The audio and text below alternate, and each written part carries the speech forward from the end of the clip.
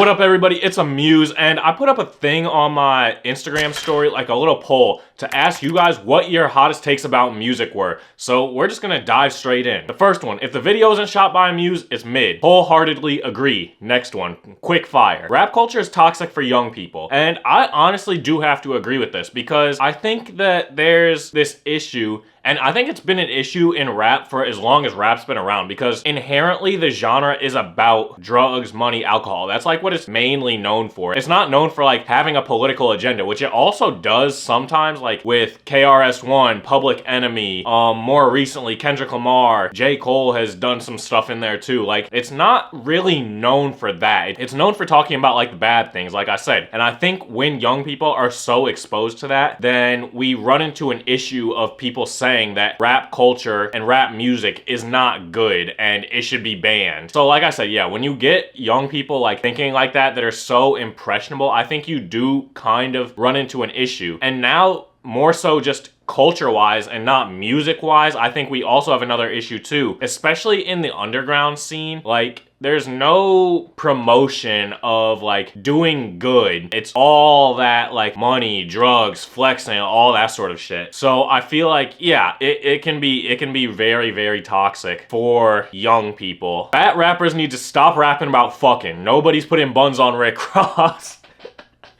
That was another take that we had. Wholeheartedly disagree, because if you have enough money, you can have pretty much anyone you want. Not in like a prostitute way, not that sort of thing, but it's like there are a lot of men and women that if you show them enough money, they're down to do anything. Like if I showed you 50 mil right now, you telling me you not taking 50 million back shots from Shaq, like, come on, bro. Like, for enough money, people will do a lot of things. So I wholeheartedly disagree. I think people are fucking on Rick Ross, and I think all he has to do is take him out to dinner like Nobu or something like that, and then you have your girl for the night. 2016 wasn't as generational as it's hyped up to be, and I think I agree like 50% of the way. I think 2018 was better for me, but that also might be because I was a little bit older. Yeah, 2016 I was 14 years old. So I would have been like an 8th grader going into freshman year of high school. So I think like music-wise, amazing. Culture-wise, also super amazing. I think that was like Pokemon Go, 2016 XXL Cypher. I'm trying to remember what other memes and stuff were in 2016. But like I said, I was 14 years old, so I was like an 8th grader going into a freshman year. So like super fun summer that I remember. But for me, 2018, almost equally as good music, like maybe slightly worse, because you had like Scorpion. What else do you have? God's Plan, Scorpion. You had Ed Sheeran's Perfect. You had I Like It, Cardi B, Post Malone, Rockstar. I've talked myself into wholeheartedly agreeing that 2018 is better than 2016, and 2016 isn't as generational as we thought it was. Don Toliver has gotten better with every single album he's released, and he's only gotten better over his entire career. I wholeheartedly agree. I think Don Toliver is one of the more like underrated rappers in the rap game right now that's mainstream, which is why I cannot for the life of me understand all the hate that I was seeing when he got announced as a headliner at Rolling Loud. Like, that low-key just baffled me. I'm looking at it right now. I didn't listen to Donnie Womack. I think it was his first album. That's from 2018. I've never listened to that. I don't think I've heard any songs off of that, to be honest. But his second one was Heaven or Hell, which absolutely fire album. You had After Party, you have Cardigan, like you have all these like songs that No Idea that were just bangers, bro, and huge in the scene, and like had that 2020 era, like COVID era TikTok on like a chokehold, bro. It was insane. Life of a Don in 2021, which I don't think I've heard now that I'm looking at it. Then his next one was Lovesick, fire album. That has Private Landing. That has Leave the Club, bro. Fire album. Only one of these songs has over 100 million plays. So if you're talking number-wise, you might run into an issue. But then you have Hardstone Psycho, I think is after this, which fire album, bro. Absolutely insane album. That sort of like entered his new era where he's mixing more of that like rock with his rap music, and I think this was like more definite in his sound. And then you have Octane, which I do think is his best album so far that came out earlier this year.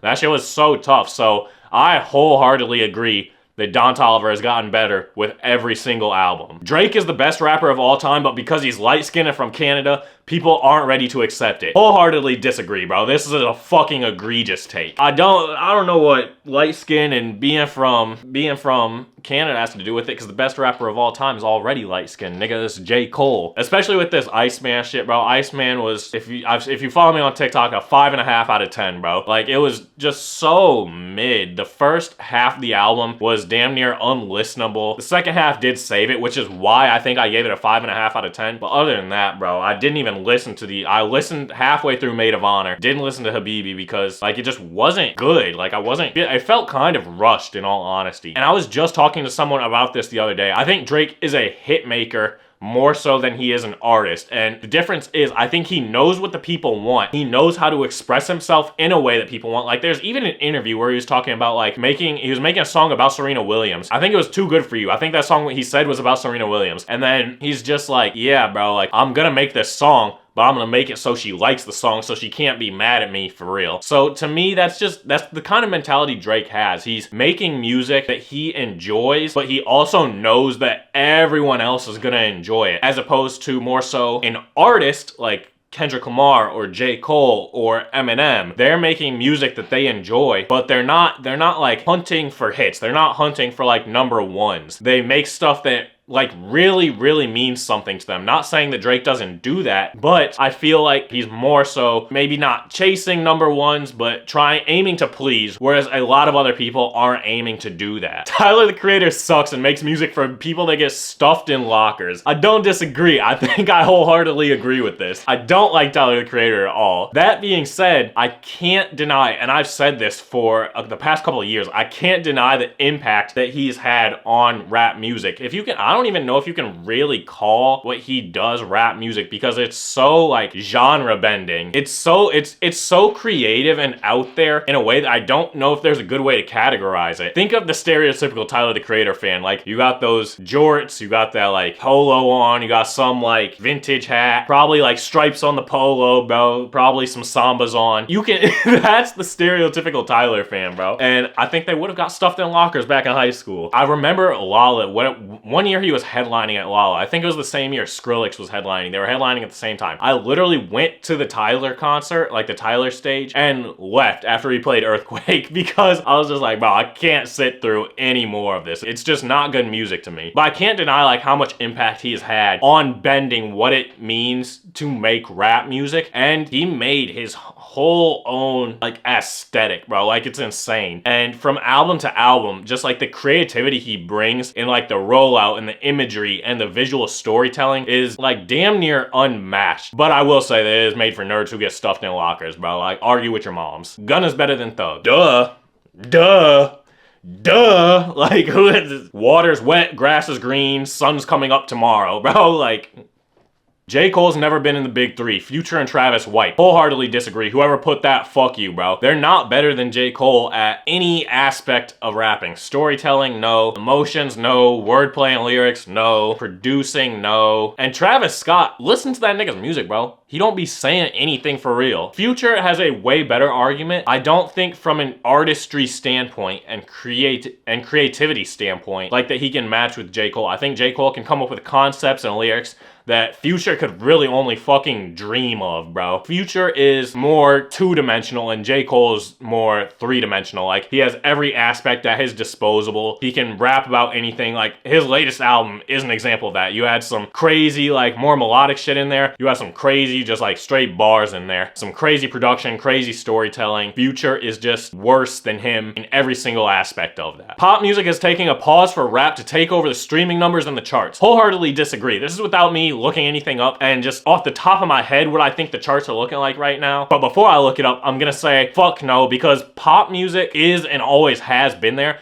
and I genuinely think rap is dying. It's my favorite genre of music, but I think we're definitely in a slump of rap right now. I don't think we've had a great year for rap since I think 2021 was maybe like the last great year. There have been good years since then. 2026 is sort of like I think 2026 has kind of started that more revival. My issue is there's not a lot of differentiation, and it's been the same people running the charts for a while now in the rap game, and they're not moving over to let new people in. So that's why a lot of these artists are staying underground, in my opinion. I feel like the numbers show that. So now let's look it up. So it really seems like the only rapper on the chart, I'm still scrolling right now, is Drake, bro. I'm at 25, it's still just Drake. And this is all from Iceman. Michael Jackson's back in the charts, obviously, because of that new movie. Don Toliver's E85. Fire song, bro. I was just talking about Don Toliver a couple takes ago. Fire song. I think that's my favorite song off that album. But, oh, DaBaby Pop That Thing is on there. So we got 2 other rappers besides Drake so far. Don Toliver, Body is number 61. Boss Man D-Lo, Motion Party is number 62. So we see a couple other rap songs. It is mostly Ella Langley. I'm seeing a lot of Noah Khan, Dominic Fike. I'm seeing some country in here. I was right in saying that I completely disagreed because it's just wrong. The charts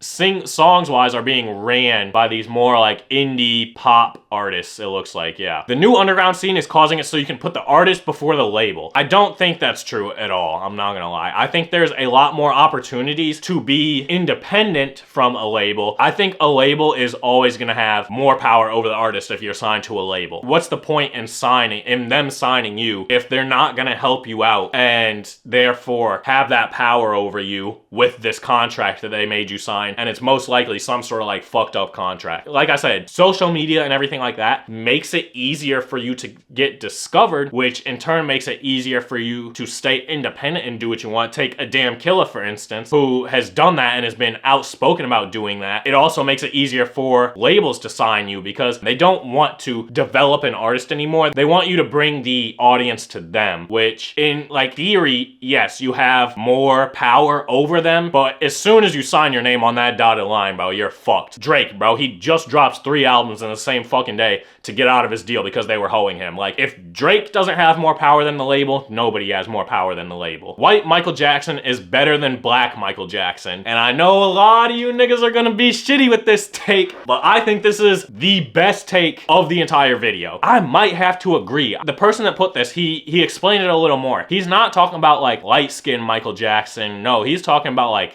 the way he put it, he's talking about allegations Michael Jackson, like he's getting in trouble for touching kids Michael Jackson, like pale, white as a ghost Michael Jackson. That's who he's talking about. I'm gonna have to go back and look and see what albums those are. Escaped came out in 2014. That's white Michael Jackson. Chicago's a banger of a song. Bad. I think he might not even be talking about Bad. But Bad is a fire album. I don't even think he meant to go back like that far. That's not like white as a ghost Michael Jackson. Michael came out in 2010. There's a couple songs on here. It's decent. I know for sure he's not talking about Thriller. Invincible though, banger of an album. You have Break of Dawn. You have Rock My World, bro. You've got Dangerous. He might be, all right, we might be getting too far back now. Bad might not, I don't even think he was talking about Bad, but Dangerous, Invincible, this is what he's talking about, bro. Now that I'm like actually looking at everything, I think I'm gonna have to disagree. I love the Jackson 5. Thriller has absolutely 0 misses. Oh, but Dangerous is banging. Invincible's a bang. Damn, bro.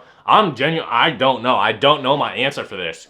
I don't think it's ridiculous to say what he said, but it can go both ways, bro. I genuinely... Let me know. I need to know what you guys think. How about that? Let me know what you guys think. Black Michael Jackson or white Michael Jackson? Who is better? Let me know in the comments. These were all of your guys' hot takes. Comment your new hot take in the comments, and maybe you'll make it in the next video.